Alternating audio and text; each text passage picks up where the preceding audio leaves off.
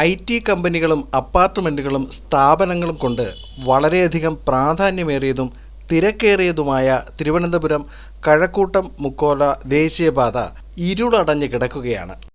ഇതുവഴിയുള്ള യാത്രയും അപകടങ്ങൾ ക്ഷണിച്ചു വരുത്തുന്നു. നാഷണൽ ഹൈവേ അതോറിറ്റിയും തിരുവനന്തപുരം കോർപ്പറേഷനും തമ്മിലുള്ള പരസ്പര ധാരണ ഇല്ലായ്മ കാരണമാണ് തെരുവ് വിളക്കുകൾ സ്ഥാപിക്കുന്നത് മുടങ്ങുന്നത്. റോഡ് നിർമ്മിച്ച ഹൈവേ അതോറിറ്റി പലതവണ കരാറുകൾ മാറ്റിയതാണ് കാരണമെന്ന് പറയുന്നു.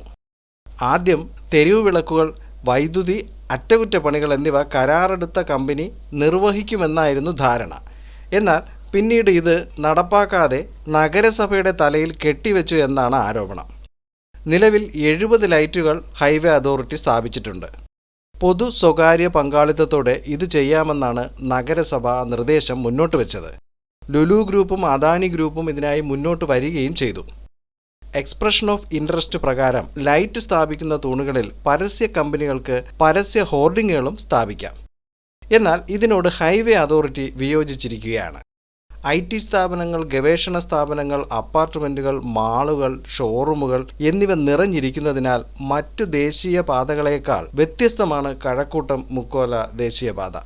26 കിലോമീറ്റർ വരുന്ന ഹൈവേയിൽ 20 മീറ്റർ ഇടവിട്ട് 1100 ഡബിൾ ആം ലൈറ്റുകളോ 2200 സിംഗിൾ ആം ലൈറ്റുകളോ സ്ഥാപിക്കാമെന്നാണ് നഗരസഭ അറിയിച്ചിരുന്നത്. നഗരസഭയ്ക്ക് വലിയ സാമ്പത്തിക ബാധ്യത ഉണ്ടാകുന്നതിനാൽ സ്വകാര്യ സംരംഭകരുമായി സഹകരിച്ച് ഇത് ചെയ്യാമെന്നായിരുന്നു കണക്കുകൂട്ടൽ. തമ്പുരാൻമുക്ക്, ലോർഡ്സ് ഹോസ്പിറ്റൽ ജംഗ്ഷൻ എന്നിവിടങ്ങളിൽ സ്ഥാപിച്ച ലൈറ്റുകൾക്ക് നഗരസഭ വൈദ്യുത കണക്ഷൻ നൽകുകയും ചെയ്തിരുന്നു. ഇത്രയും തിരക്കുകളും പ്രാധാന്യമുള്ളതുമായ ഈ ഹൈവേ ഇരുളടഞ്ഞു കിടക്കുന്നത് വളരെയധികം പരിതാപകരമായ ഒന്നാണ്. ഇപ്പോൾ തന്നെ ഹൈവേയിൽ വർദ്ധിച്ചു വരുന്ന വാഹന അപകടങ്ങൾക്ക് കണക്കില്ല.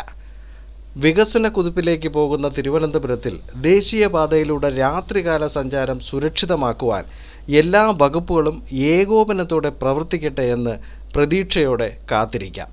തിരുവനന്തപുരത്തെ കാണാക്കാഴ്ചകളും വിശേഷങ്ങളും പങ്കുവയ്ക്കുന്ന ട്രിവാൻഡ്രം പൾസ് എന്ന ഈ ചാനലിന് നിങ്ങൾ ഓരോരുത്തരും നൽകുന്ന പിന്തുണയ്ക്ക് നന്ദി അറിയിച്ചുകൊണ്ട് മറ്റൊരു വീഡിയോയിൽ തിരുവനന്തപുരത്തെ മറ്റൊരു വിശേഷവുമായി വീണ്ടും കാണാം.